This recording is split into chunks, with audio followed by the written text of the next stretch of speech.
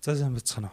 Миний чинь яг өөрөө подкаст биш. Тэгээд өөрөө дэлгэцэн дээр харагдаж байгаа гарч сууж байгаа анхны контентын анхны дугаар.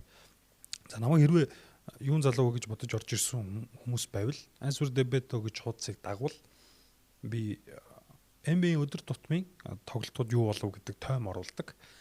За дээрээс нь NBA Lover Boys гэж подкаст зочин хөтлөгчөөр суудаг. Хоёр сонио гартай сакс ярддаг. За тэгээд тийм л үнтэй. Тэгээд чигш.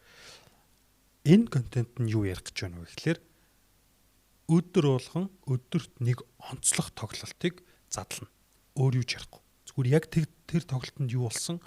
Энэ тоглолтод хожигдсон баг яавал очих байсан, хоцсон багт юу болж исэн, юу болохгүй байсан гэдэл болоо. Тэг яг энэ контент бол маш хэрэгтэй байх гэж бодож байна би. За өнөөдрийн онцлох гэж байгаа хамгийн ихний дугаарын онцлох гэж байгаа тоглолт жоохон буруу багаараа л эхэлж байна л та. Гэтэ яг Cleveland Cavaliers болон Toronto Raptors гэдэг хоёр багийн тоглолт. Уг нь хандлтаа бодвол Lakers ч юм уу, Golden State ч юм уу ингэсэн бол илүү гоё байх усах. Гэтэ яг өнөөдрийн энэ тоглолт бол онцлох хэрэгтэй тоглолт байсан гэж би хувьдаа бодож байна. За энэ хоёр багийн тоглолт эхлэхийн өмнө ямар нөхцөл байдалтай байсан бэ гэвэл хоёулаа өчигдөр тоглосон. Өнөөдөр back to back тоглолт. Ялгаатай нь Cavs-ийн аялан тоглож байгаа. Raptors-ийн талбай дээр. За тэгээд тимч тулдаа Cavs-аас өнөөдөр угаасаа тоглохгүй байгаа гэсэн 60-70 сүүлийн тоглохгүй байгаа Sam Merrill, Max Strus гэдэг тоглогч нар дээр нэмээд DeAndre Hunter, Darius Garland, Dean Wade гэх тоглогч нар амарсан. За тэгээд Raptors-ос бол өчигдөр тоглосон бүрэлдэхүүнээс RJ Barrett амарсан, бусд нь бол тоглосон. За тоглолтын өмнөх нөхцөл байдал нь Raptors бол 7 дараалаад хожижчихсан. Cavs бол өчигдөр Clippers-ыг хожоод бүснэгтийн 3 дугаар байранд ороод ирсэн байсан. Аль баг нь энэ үйлрэлд өмнө нь 2 таарад хоёуланд нь Raptors хожижчихсан байсан. Энэ нь өнөөдрийн тоглолт нь энэ үйлрэлийн энэ хоёр багийн сүүлийн учраа. За тэгээд тоглолт руу орвол эхний үе Cavs илүү туссан. Cavs илүү туссан шалтгаан сэлгэнийх. Би хувьдаа Mitchell-ийгч, Mobley-ийгч яг тийм болоод ирнэ гэж хараагүй. Яг Mitchell-ийн найруулга болж исэн. Гэхдээ Cavs-ийн сэлгэнийх нь тооцоолоогүй нөхдүүд, баган танихгүй нөхдүүд гарч ирээл Raptors-ийнхантай үзэлцээд байгаа. За Raptors ч нь бол нэгдүгээр үед яг л нэг үйлрэлт ямар байгаа. Эхний хоёр үеийг алдцаж эхлүүлээ л дээ. Өөрсдийнх нь тоглолтын харгуур л угаасаа юм замраагүй болохоор алдцаж эхлүүлнэ л дээ, адилхан тэнцүү. Ер нь бол Raptors энэ үйлрэл чинь юу яагаад байгаа шүү дээ.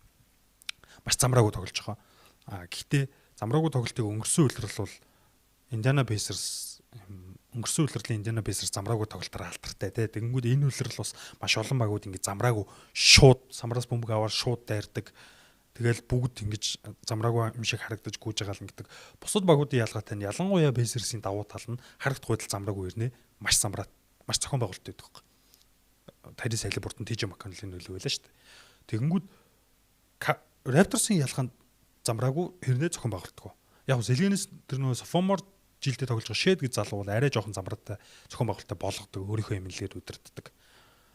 Тэгээд эхний хоёр үе бол халдсаж байгаа. За ялгаатай зүйл нь Raptors-аас болоогүй зүйл нь Ingram эхний хоёр үе яг тийм сайн байгаагүй.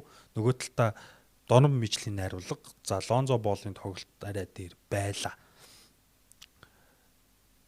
Тэгсэн Kenny Atkinson-ы нэг буруу зүйл өнөөдрийн тоглолтын нэг алдаа нь юу байсан бэ гэхээр хоёрхан байгаа од тоглогч буюу Donovan Mitchell, Evan Mobley хоёроо цогт талбай дээр гаргаад цог суулгаад исэн. Яг уу толгой дотроо бодохдоо бол Mitchell, Mobley хоёр цог байхдаа оноо ингэж жоохон хальт холдуулж өгөх маягтай те нэг 8-аас 10-ийн оронд. За сэлгэнийхэн гарч ирээ тэрийг нэг 2 болгож ойртуулах эсвэл тэнцвүүлэгч байдаг юм. Тэгэнгүүт дахиад тэр хоёр гаргаж ирэх байсан баг л та. Гэхдээ яг үнэндээ тоглолтын хэмнэл эсэргээр байсан. Cavs-ын сэлгэнийхэн тэнцүү үзэдсэн. Raptors-ын гараатай сэлгээтэй илүү үзэдсэн. Тэгэнгүүт Mitchell, Mobley хоёр гарч ирэхээр л Raptors-ын Cavs-ын тоглолт унчаадсан баг. Яагаад тэгэхээр Raptors-ийн замраагүй тоглолтод энд Cavs-ийн сэлгээний замраагүй тоглолт өөдөөс нь зөрөө үзсэн шууд. Адилхан замраагүй. Шууд самраас бөмбөг аваад гүүгээл бөмбөг ерөөсө хүн дээр огт бараг секундээс 2 секундээс илүү удахгүй байсан. Тэгээд шууд дамжуулаад явж байгаа. Энэ тоглолтын эмнэл Raptors-ийн эмнэлтэд болж исэн. Mobley Donovan Mitchell хоёрыг гарч ирэхээр л энэ хоёр төр бөмбөг удчихсан. Тэгээд яг уу мэдээж Cavaliers-ийн энэ үйлрэл бол ер нь бол Mitchell байгаа багт Mitchell алж ивэл болчихно л доо. Гэтэ ялгаатай нь өнөөдөр Mitchell back to back тоглолтод болооч тэр юм уу? Эсвэл Raptors-ийн хамгаалтанд орооч тэр юм уу? Маш муу товтлсон. Маш муу байсан. Өнөөдөр 30% та 17 оноо авсан баг. Яг 8 ассистыг магтаж болно тийм ээ. За тэгээд 3 дугаар үе бол бүтэн Raptors-ийн үе болсон. Тэр дундаа Ingram-ийн үе болсон. Ingram-ийн 3 дугаар үеийн тоглолт бол үнэхээр дураараа байсан. Өссөн үедээ оноо авч ирсэн, өссөн байрлалаасаа оноо авч ирсэн. Гэхдээ л энэ хугацаанд Cavs-ийн сэлгээ хичнээн Raptors илүү байлаа гэд ихвсрээл 10 оноонд барьж исэн баг. За 4-р үе рүү орсон. 4-р үеийн эхний хагас бол Cavs-ийн сэлгээнийхний хэмнэлээр тоглолт явсан. 10 оноо болоод салтсан байсан оноог 4 лүү 6 лүү ойртуулад гэхдээ яг тэр үед хэмнэлээ удирдаад эхэлсэн байсан чинь Donovan Mitchell гарч ирж байгаа. Яг уу 4-р үеийг Kenny Atkinson Donovan Mitchell-тэй Evan Mobley-г эхэлсэн. Нөгөө нэг хоёулангийн гаргаад хоёулангийн суулгаад талаар болохгүй нэгдгийг ойлгосон. Гэхдээ тэр нь оройтцсан байсан.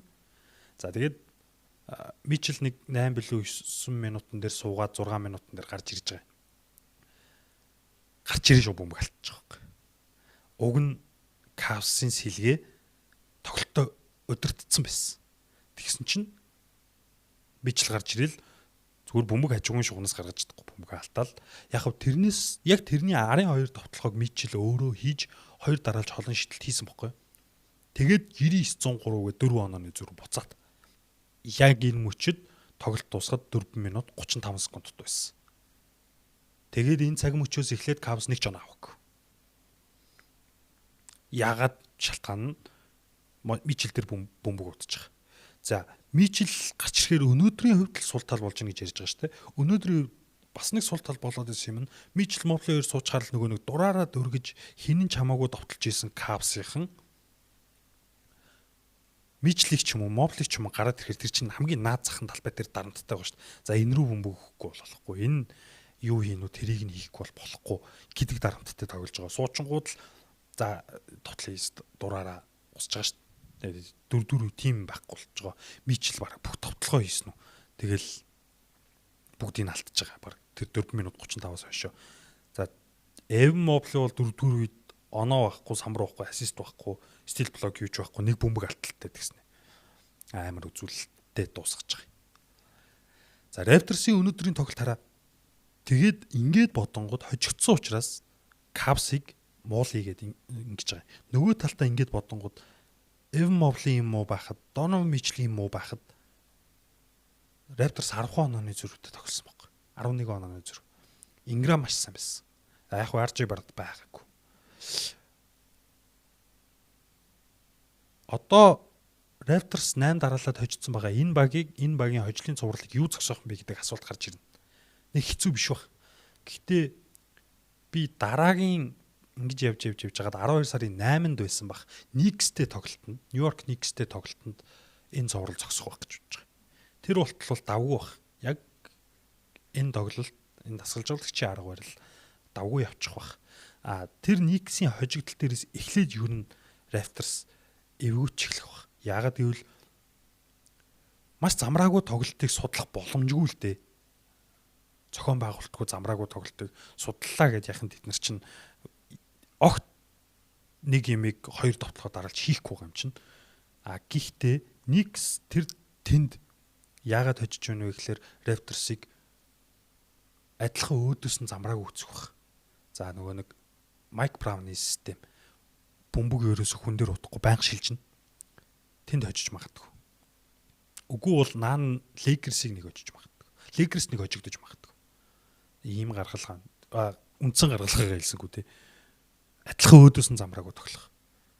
очиж хүн танихгүй хин гэсэн бэ? Заавчлаараа би Накван Томлон, Тайрис Проктор гих мэт нөхдүүд өнөөдөр маш замбраагүй тоглолтоор Raptors-ийн эсрэг алалцаад байгаа байхгүй. Тэгэхээр энэ тоглолтын арга барил замбраагүй тоглолтын сайн багийн эсрэг яах юм гэдэг чинь асуудал болчих хэвээр. Cavs яавал хожих байсан бэ гэдэг асуудал гарч ирж байгаа. Асуулт гарч ирж байгаа. Дөрөвдүгээр үед Mitchell Mobley хоёрыг гаргаж ирэх шаардлага байхгүй.